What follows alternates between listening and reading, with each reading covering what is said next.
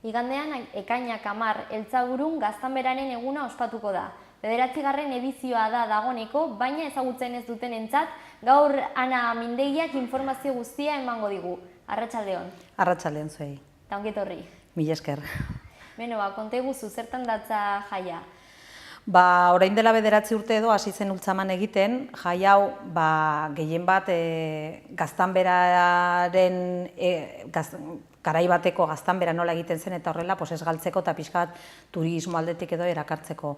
Orduan hasi ziren ordutik ona egiten eta iritsi gara 9. ediziora.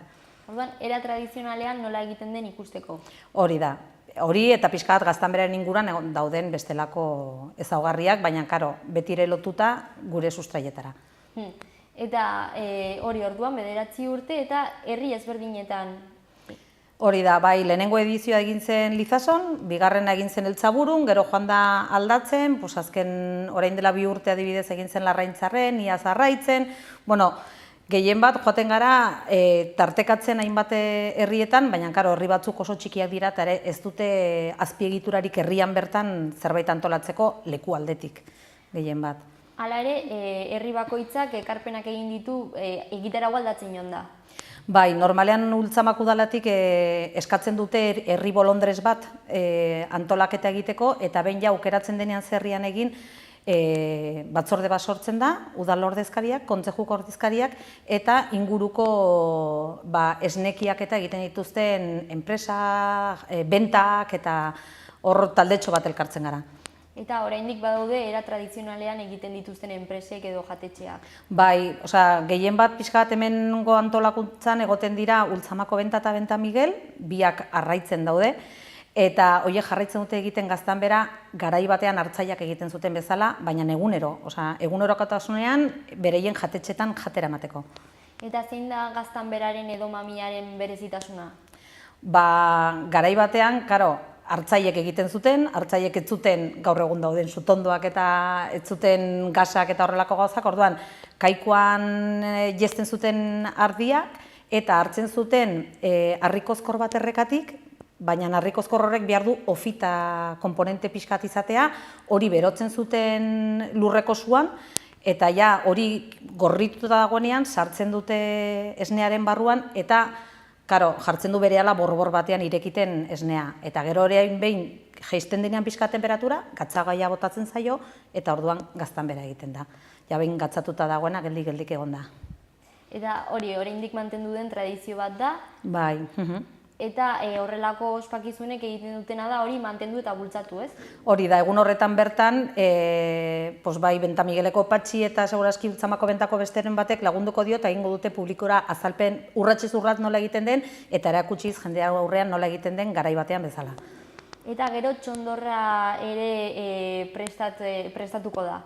Bai, aurten pixka bat gu eskaini genuenean Eltzaburu bezala gure burua egiteko, proposatu ziguten zerbait berezi egin dezakezue eta iaz herriko batek nahi zuen baitare garai bateko tradizioko gauzak eta berreskuratu eta urrian egin zuen txondor bat. Eta orduan bere burua eskaini zuen aurten ere erakusteko. Orduan egun horretan goizeko 8:30 aldera do hasiko da txondorra montatzen eta 11:30 aldera do sua emanen dio. Eta orduan jendeak hurbildu nahi badu, goizeko lehenengo orduan etortzen badira prozesu guztia ikusiko dute, edo bestela, su ematearen momentua edo hori. Baina, ikusgarria da, iaz egin genuenean eskaini zen herrian pixka bat zabaldu zen, eta erdi auzolanean edo elkartu ginen jende mordoska horri inguruan, eta oso esperientzia polita izan zen. Gero, beste batzuetan dantzak egin dira, ez? Bai, herriaren arabera eskaintzen dute, adibidez Iaz Arraitzen egin zuten artzainaren txabola. Tarduan montatu zuten txabola bat eta egun horretan inauguratu zuten. Hauzan egin zen urtean, eraman zuten zubigaineko dantza. Hauzan badagoelakoz kanal bat herri erditik basatzen dena, eta orduan, lesakan bezala, eta orduan egin zen zubigaineko dantza.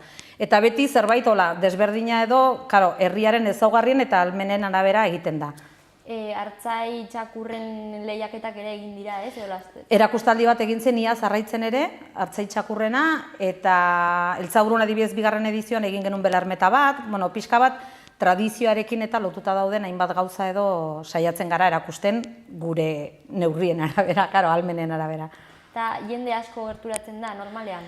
Ba, urtetik urtera desberdintasuna daude, eguraldiak, ze gauzak dauden, eta baina bai, nik gogoan dut adibidez, orain dela 2 urte Larraintzarren jende pilo bat ibili zela, jende asko oso eguraldi ona izan genuen, ia zarraitzen askoz gutxiago, baina kriston sargoria zegoen, ez zegoen modurik geldirik egoteko 40 gradu edo, ezin zen eguzkitan egon, ez?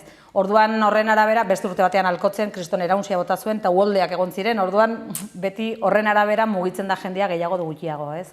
Orduan, bueno, espero dezagun ere etortzea, ez? Horretarako egiten dugu ahalegin guztia egitarau polit bat egiteko. Eta beti ekainean ospatzen da? Bai, beti ospatzen da ekainean, gutxi gorabehera bigarren asteburuan, zen aurreko asteburuan dago Arañotzeko erromeria, eta orduan, bueno, lehenengo asteburuan hori, bigarrenean Gaztanberaren eguna. Eta gero, prestatzerako orduan, ze noiztik hasten zarete? Ba, urtea amaitu baino lehen edo, Ultzamak udaletik bidali ziguten kontzeju guztiei mail bat, eskatu zaber nortzuk egoten alziren, guk eskaini ginenez, hasi ginen orain dela 3 hilabete edo, lehenengo bilera edo egiten, proposatzeko ze gauzak ekarri, ze gauzak egin, eta hori. Eta orduan hor eratzen da batzorde bat, eta batzordeetan daude udal ordezkariak, kontzejuko ordezkariak, eta gero lehen aipatu dan Benta Miguel, Ultzamako Benta, Goxua, Ultzamako postreak, guzti horiek edo herriko enpresak, bailarako enpresak eta gehi kontzejua eta udala.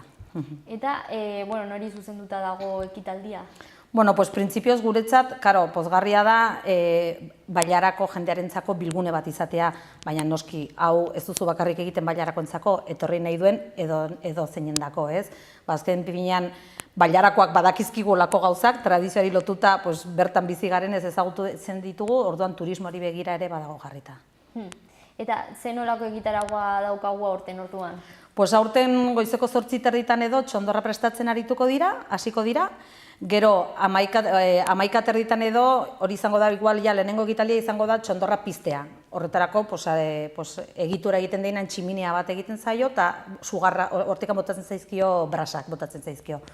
Eta gero ja handikan aurrera 12:00 hasiko da edukiko ditugu hainbat ardian eta orduan ardia hilezten, gero hilea mozten, baita ere 12 kaldera edo 12:30 edo ingo dute Gaztanbera era tradizionalean, lehen aipatu duan harri hori berotuta, harri hori berotuko da herriko etxe batean eta jaitsiko diote bero-berua egiteko. Eta gero ja bukatzeko izango direia dantzariak eta egunean zehar egongo dire eskulangile pila bat inguruan, 35 bat edo etorriko dira, eta baita ere egongo da pertsona bat taila bat egiten, egurrezko taila bat egiten, gero azkeneko orduan zozketatuko duguna, salduko dire boletoak, eta zozketatuko duguna jendea irabazleak ere bere etxera eramateko. Orduan egun osoko egitaragoa izango da? Goizan, goiz osoa, bai, eguerdira arte, ordu 2etan edo ja hasiko gara dena biltzen, eta orduan ja izango da gure atsedeneko garaia. Baina hori bai, ondo pasatzeko eta ikasteko? Bai, gutxienez erakusteko, zeren hiriko jendea etortzen baldin bada, igual ez du inoiz ikusi nola jesten den ardi bat, nola mozten zaion hilea, Gaztanbera nola egiten den, gainera jesten egongo den pertsonari berak esaten du beti umei uzten die, probatu nahi baldin baute, benga sartu nirekin, saiatu zu, ateratzen duzun esnea, eta pixka bat, nahi dugu zerbait praktikoare izatea. Eta hori adin guztientzako? Bai, noski adin guztietako, hor baduzu denetarik, ikusteko horrelako gauzak bai txiki eta bai adinekoei edo garai batean ezagutu zutenak eta gogorarazteko eta polita izaten da. Bai, itxura ona dauka. Pentsatzen dut kontsultatu daitekeela kartela Ultzamako udalaren webgunean. Bai, egongo da jarrita webgunean, eta gero, hainbat kartel jarri ditugu, ari gara gure sareak eta zabaltzen batzuk lankidei, ez dakiz zer, pixka bat zabaltzeko, eta hor barna, jendea hurbiltzeko.